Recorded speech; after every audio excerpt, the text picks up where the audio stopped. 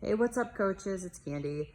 I know we've got some new coaches, so I wanted to put together a video on how to utilize the remote and the clocks in the gym. So first things first, guys, it is a boxing clock, which in my opinion is a little bit easier to use than some of the other clocks that have, well, you have to choose multiple cycles and then go out and come back in. Here, what Title's done is they've given you 5 different clocks, which is neat. So you can set each one to an EMOM, you can do an AMRAP, a countdown. So I'm gonna show you guys how to use that. But the main buttons that you're gonna wanna be familiar with, like Kyle Nolte, Davion, on button, your 5 clocks. You've got that start stop button. This is your main start stop. Don't worry about those buttons. That's more for the boxing side of the house.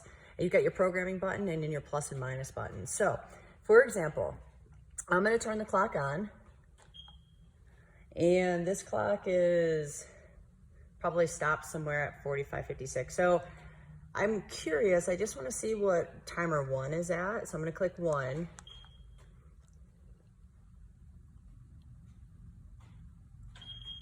Okay, so whoever was using timer 1 probably had it at an 80-minute clock or something, and they stopped it there. So anyways, what I'm gonna do first is I'm gonna go through the different clocks, and I'm gonna do that via the programming button. So I'm gonna hit that programming button once, and then you're gonna see the H1 up. So H1 is just, do you want the timer, any of the 5 timers going up, or do you want them going down? Usually if there's a workout for time, we obviously want that workout going up. If there's a time cap, say 20-minute time cap, we still want that workout clock going up, because obviously we'll have athletes that may finish before the time cap. If we've got a 15-minute AMRAP and there's so many rounds and reps that have to get done within a 15-minute period, it really doesn't matter. The clock can go up or down.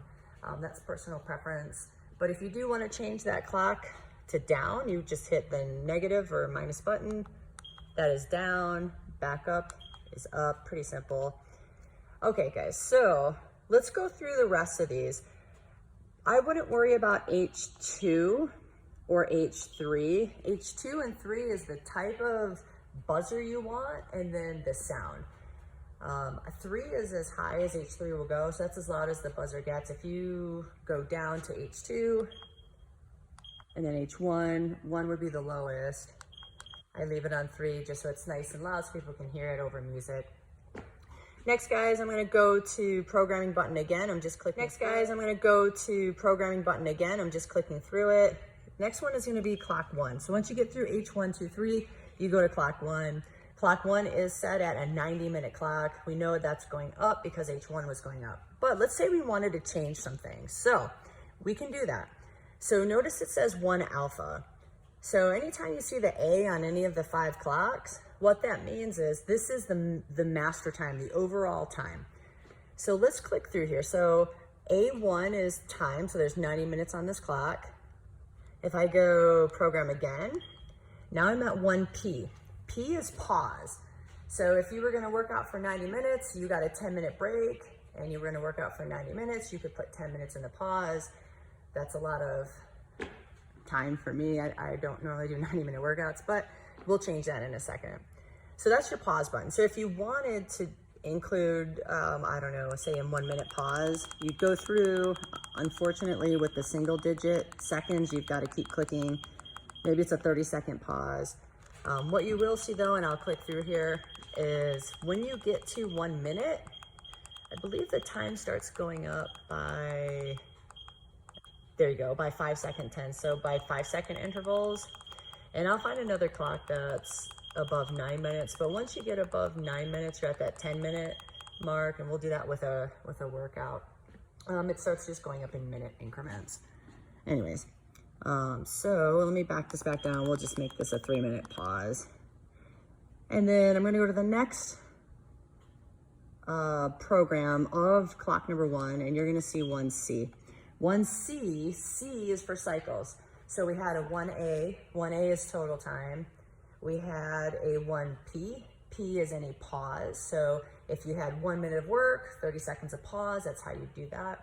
And then cycles, so perfect for EMOMs. If you had and EMOM 12. So 12 minutes of every minute on the minute.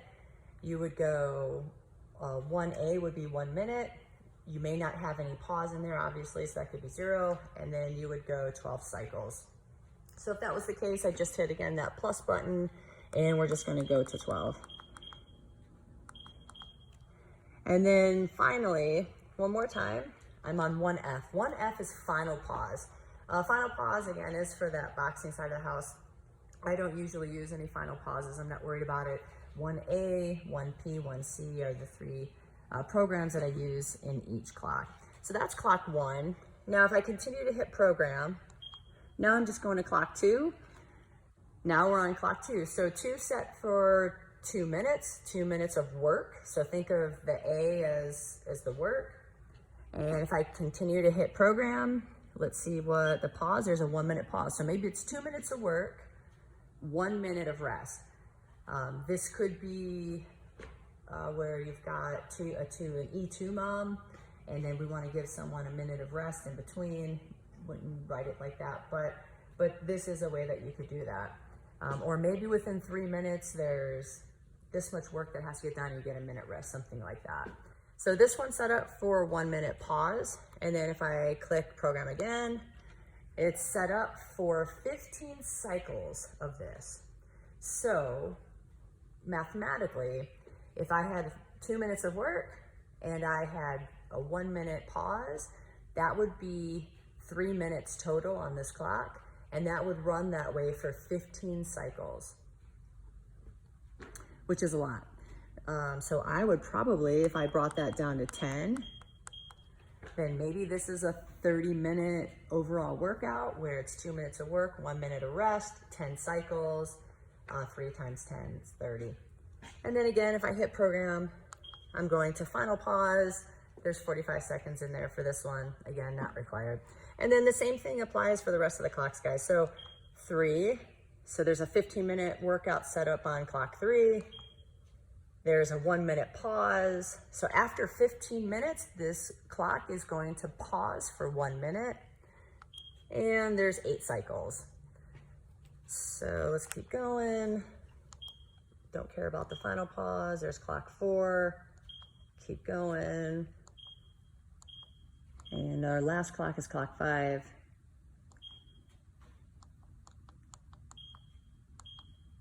And that's it. And then this. Okay, so how do we start the clock?